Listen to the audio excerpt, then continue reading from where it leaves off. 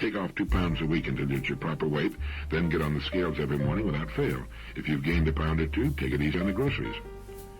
One of the hardest things for most of the population to learn is that food intake must match energy output. When we were in our teens and early 20s, we usually had high energy output and had to eat a lot. In fact, we formed a habit of eating a lot. Now, habits tend to remain constant or actually increase with time. So chances are a given person will continue to eat the same amount of food, or even more as he grows older, and as his energy curve begins to go down. The spread between his descending energy curve and his food intake line will be represented by the spread of his waistline and the seat of his pants. The normal human stomach is about the size of your clenched fist. Before you begin to eat, look at your clenched fist and then eat that much food. End of good health department. You know, we're learning that we took a lot of things for granted which simply are not true, not as we thought them to be. We thought we were educating our children by sending them to our schools, and we've discovered that we have a nation of uneducated people. We thought mankind was moving upward and onward, and found ourselves living in the bloodiest century in the history of human civilization. We thought our technology and progress would give us better health, especially with 2 chickens in every pot, and find ourselves in 20th place in the world health picture. We thought our new higher standard of living, our new wealth, would give us a world free of crime, and we have a national crime picture that makes you want to run for cover. Lots of opportunities lurking in there for a thinking person. And here's a creative thinking problem for you to work on if you like. If you were to lose your present source of income tomorrow, how would you live for the next 12 months? Quite often, military commanders in the field are reprimanded or demoted for falling victim to a surprise attack. It's happened many times. Well, each of us is the commander of his own life and family's defenses, and it's the duty of an intelligent commander to be prepared for any eventuality he can imagine. Now, every member of our family should know what to do, where to go instantly in case of fire. With the crime rate what it is, we should make certain our homes are as secure from unlawful entry as we can make them. It should be high on our priorities list. And we should have a good plan to put into action should our income stop for one reason or another. A woman dying on the roadside as a result of an auto accident was asked why she had failed to fasten her seatbelt. Her last words were that it wrinkled her clothes. Here's a typical, though tragic, mix-up in priorities. We can get our clothes pressed. The sudden loss of income gain is an interesting one for the whole family.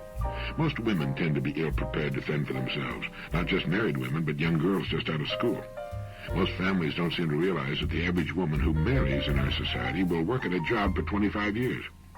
If she doesn't marry, she'll work for 40 years or more, just like a man. And knowing that she must, in all likelihood, work at least 25 years, even if she marries, you'd think most girls would prepare themselves for interesting and well-paying work. Not so. Most young women come into the job market with skills limited to driving a car and talking on the telephone. They're not too good at those.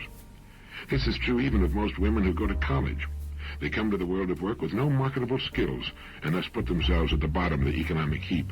They also miss the fun of a meaningful career, and they have no ace in the hole in case their marriages don't work out, or the husband dies, or in case they'd like to get back into the swim of things after their kids have grown up and moved out, during the so-called and often aptly called empty years. A woman can be married for 20 years, lose her husband because of death or separation, and still have nothing whatever to bring to the labor market.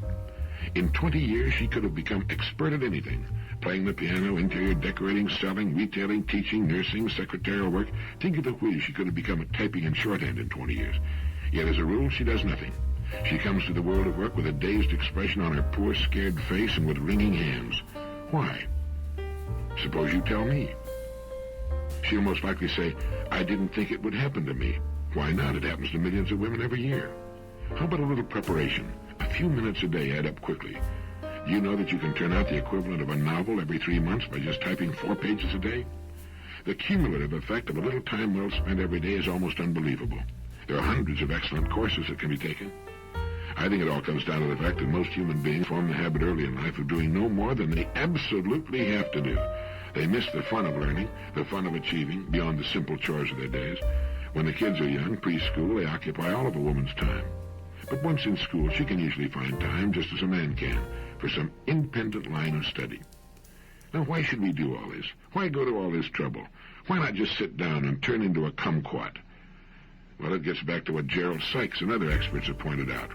The worst guilt of all is the guilt of not having become our true selves. The pervasive discontent we see on all sides is triggered more often than not by the inner knowledge that life ought to be better, more fun, more exciting, more interesting. And it should, and it can be, when we bring more of ourselves to bear upon it, when we find more of our real talents, when we reach into the deep reservoirs of ability, even genius, that lurk in each of us. Emerson wrote, "Intellect annuls fate." It means that to the degree that we use the brains we were born with, do we move toward freedom. To the extent that we do not think and learn, are we dependent upon fate, circumstances, chance. A person's freedom depends upon the extent of his thinking. The extent of his thinking might be said to depend in large measure upon how successful he's been in cutting himself loose from the superstitions and alibis and misinformation many of us grew up with. I've long believed that the nagging discontent observable in the lives of so many rests on the fact that they seem to think that there's an easy, effortless way to succeed in life. They forget the rule about opposites. And seeking what appears to be the easy way out, they actually make life more difficult for themselves. By following instead what in the beginning appeared perhaps the more difficult route, the route to knowledge and self-discovery, and by taking what might appear to the casual onlooker to be a considerable risk, it turns out that in a dozen years that pass quickly anyway, they've taken the better, and in the end the easier, safer, more satisfying way. Sooner or later we must realize the truth of Gerald Sykes' marvelous statement that any solid achievement must of necessity take years of humble apprenticeship and lead to estrangement from most of society. Let me repeat that statement. Any solid achievement must of necessity take years of humble apprenticeship and lead to estrangement from most of society. I think we all know how true the first part of that statement is. Always be suspicious of the so-called quick success. Even towering geniuses usually don't reach their best work until after many years of seasoning and dedicated experience. If it comes easy, it usually doesn't amount to much. But what about that part about leading to estrangement from most of society? To become great at anything is to be a nonconformist and cut oneself away from the great majority, even of those in one's own field. The great businessmen, the great professional people, the great educators are all mavericks. The late Dr. Abraham Maslow, former president of the American Psychological Association and the founder of the third force in psychology, kicked over the traces. They thought Marshall Field was crazy, and every really great leader in every field has had to go it alone for a time at least. The person who waits for innovations and ideas to come from others in his field, which is what 98% of the people in every field do, can never be better than second best. He's got to be a follower, a conformist. It's true in banking, in industry, in medicine, education, in every field. You can't go along with the crowd and amount to very much. The two simply don't go together. My old friend Dr. L.D. Pankey of Coral Gables, Florida, comes to mind, the father of occlusal rehabilitation and dentistry, who now travels all over the world teaching his marvelous methods to others. We often see murals in public buildings which depict great masses striving upward toward the sun. It may look good, but it's pure fiction. They not only don't strive upwards, they generally resist whatever good ideas do come along, and throughout history have tried their best to torture, maim, and kill those who have tried to lead them out of their grinding ignorance. We can love people, humanity, in the sense of agape, unselfishly, and with a real desire to serve. We can and should love mankind as our brothers and sisters if we can pull it off. But the best-known way on earth to never amount to a tinker's dam is to lose oneself in the crowd. As Will Rogers said, whenever you find yourself on the side of the majority, it's time to reform. So it's true.